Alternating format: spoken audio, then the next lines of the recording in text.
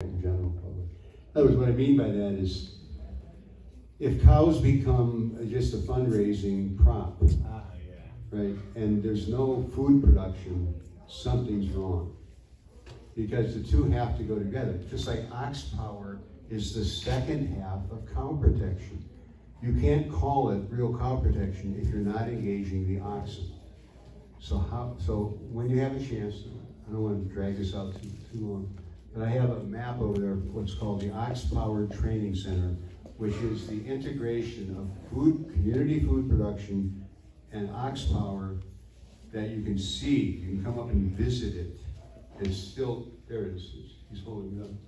It's on a 6.5 acre field that used to be called the Garden of Seven Gates. I'm still negotiating with the ISKCON management there to implement it. But it will come to pass, and it's a huge fundraiser. It's huge for people looking for an opportunity to do cow protection, but not just the milking of cows, not just the sentimentality about cows. Okay, next. That's a whole other subject. These are again, I mentioned that Srila Prabhupada has given us the tools we need to explain sustainability. For example, it's not enough to say we're vegetarians. We're not, we're Krishnatarians. But how do you articulate that in a way that doesn't make people feel like you're patronizing them? That's a whole skill. So we need brahmanas, Brahmanically inclined devotees, men and women, who can explain our approach to sustainability is founded in this theological framework. Wow. We're not just sentimental about Gaia, or all those crazy names. But we have a very deep-rooted understanding of why sustainability is central to self-realization. Like, for example, there's a gigantic conference in Pennsylvania every year called the Pennsylvania Association for Sustainable Ag. It draws about 3,000 people every year. Big keynote speakers, big auctions, and 2 days of just workshops. And these workshops run concurrent. In other words, there's 10 of them, and they're hard to choose from because they all sound pretty good. Like an hour-and-a-half long workshops. So what I noticed as a devotee is my way to these workshops was paid for by professors I knew at West Virginia University.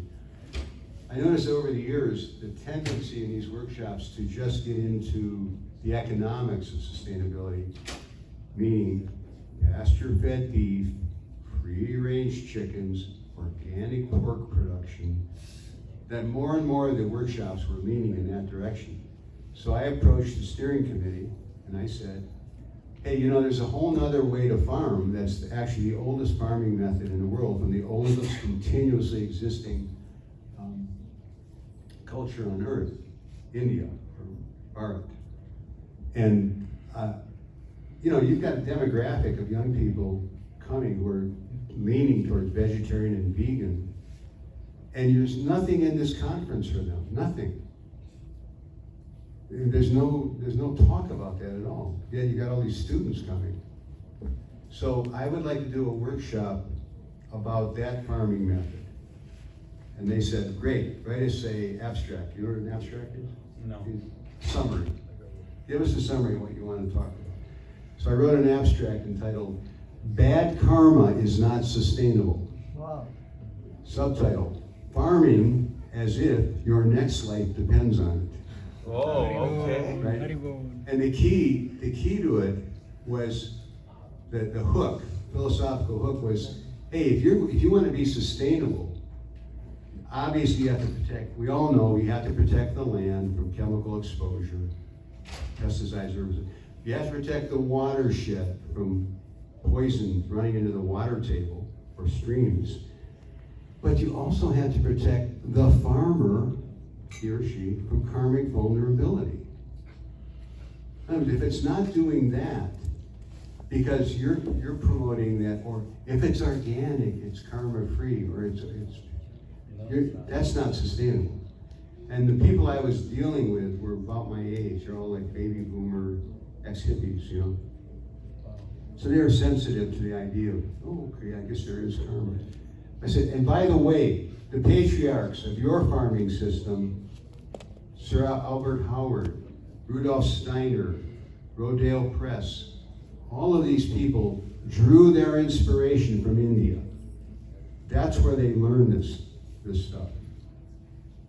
From the teachings of the Vedas, basically. So how can you not present this to this growing demographic of young people? So they read that, they got back to me and they said, you can't do this because it's too controversial. So being of a fighting nature, I didn't take that. I said, you should be ashamed of yourself. Because you're basically telling these young people, it's okay to slaughter animals for profit, for your personal income, as long as it's organic. Do you really believe that? Do you really think that's true? And here you've got the oldest farming system and antiquity for thousands of years, and the oldest existing culture on earth saying something opposite, and you won't let me present that? Shame on you. So finally they said, okay, if you just stop chastising us, we'll let you do the workshop. So the day of the workshop, again, this is such a big workshop that there's hundreds well, there's 10 of them going on at one time, I should say. And if you get 30 people at your workshop, that's pretty good. You attracted someone. So I'm sitting there I had the Murti, the diorama from Detroit Temple of Axeman. You know this one where cutting at the cow, and the faces are transposed. Oh, that one? No, that's yeah, I had that, and I had my essay. Yeah, that's so I'm sitting there and saying, I wonder what's going to happen here. Right? 100 people walked in. Hey. And what freaked me out was a lot of them were the pasture-fed beef, free-range chicken people. Oh. I was like sweating bullets. I was like, oh my God, this may not have been a good idea. This is oxygen. Oxygen. So by the grace of Sri Prabhupada, I remembered the pastime of Prakasananda Saraswati being converted by Chaitanya Mahaprabhu by his humility. Wow. So I walked up to the microphone and I said, I'd like to start this talk by apologizing to everybody. Because, in the biography of each speaker, it says that I'm a Hare Krishna devotee. I live on a Hare Krishna farm.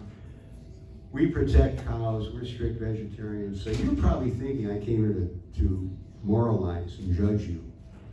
And it's not the reason I'm here. I'm here only to share with you a secret of sustainability that's not only a better farming method, steeped in antiquity from the oldest culture on earth, but understanding what I'm about to talk to you about is critical to your personal identity, your future. And that got him. So I said, so if you would give me like just 10 minutes before we go into the farming part of this to give you a reality check on how the world works. Can I do that? And they were like, oh yeah, go ahead. Wow. So I started out with this. I said, how many people in this room believe animals have a soul? Oh, no kidding. Yeah, about 10 of them. 50 of them. Raise their hand. Why do you think that? Then I switched it. How many think they don't have a soul? Right? It's the same number.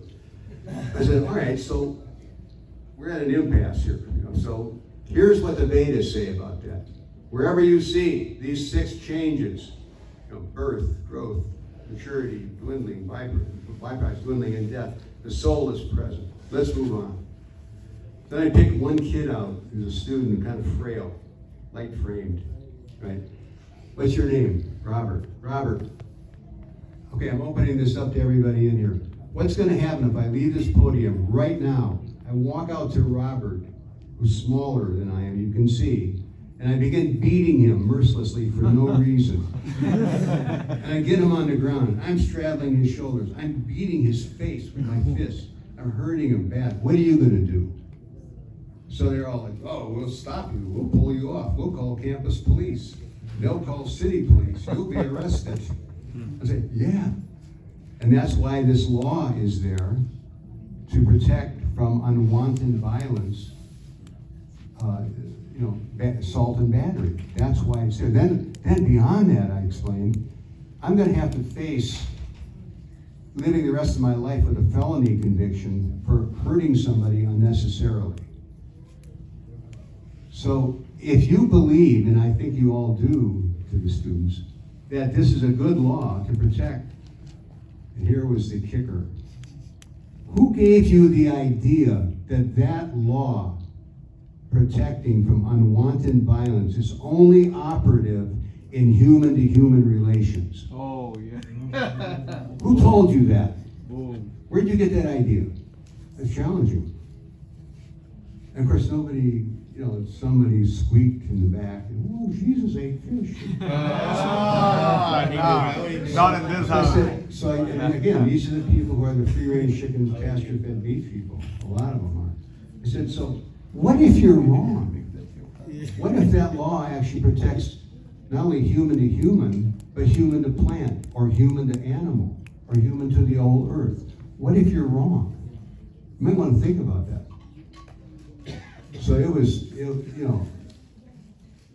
silent in there. And then I said, by the way, in the unnecessary killing of an animal, there are 6 co-conspirators. It's not just the person who does the slaughter. It's from Bhagavatam, first canto, part 3, I think. The 6 co-conspirators in the slaughter of an innocent animal are he who gives permission. I mean, if you own the farm and you're letting this go on, he who actually does the raising and slaughtering of the animal, he who transports it, he who serves it, cooks it, and eats it, are all equally guilty in this, because they're all creating the demand for this. And you can just hear a pin drop. And somebody finally said, "Can you repeat that?" Oh my God. So they're all writing. Anyway, it went on for an hour and 20 minutes like that. And so what started out ostensibly as a, now I'm going to talk to you about farming. Carmen farming turned into a deep discussion about their identity, their futures, if you continue in this way. So it was so empowering. I started out with complete fear that I was going to get lynched, and I ended up completely, wow, this is Srila Prabhupada. This is what it means to be the Brahmanas, that we are preaching, we are leading society, we are the guardians of the mode of goodness, and we're leading society out of this culture of slaughter. So that was wonderful. I was on like pins and needles. I just walked out of there like, wow. And then I did that same talk in a few other places. So that's what we have, because we have these topics, and you can expand on these. So we need Brahmins who can explain this. It's not just the deep, majestic philosophy of reincarnation and pastimes like that, but we need to be able to explain these grassroots principles of what real sustainability is. When you talk to people about the loving relationship, when you talk to confused people about whether the whole thing is all about women, and the earth and nurturing, and it's all led by the feminine energy, and they don't understand that there has to be the seed-giving father, there's something wrong there. So we have the ability to explain the balance between feminine and masculine energies as perfected in the worship of Radha Krishna. And that's a heart changer. When people hear that, they go, oh my God, I had no idea that there was such a philosophy. And that you can apply that in life, right? And anyway, all of these, when you talk about environmental issues, the Bhagavatam is full of environmental issues. When Hiranyaksha was plundering the earth for gold, and the earth fell into Garbhodak Ocean, that was like a major environmental problem. Yeah. Right? And to be able to explain that as macro environmentalism is big preaching. And it's an antidote for the Darwinian crazy stuff going on. Okay, I gotta stop here because we have other things to do. I'm here all day, so I'm happy to talk to anybody about all these things that we're doing. Thank you for your time and attention. Hare Krishna. Hare Krishna. Prabhupada. Jai Prabhupada.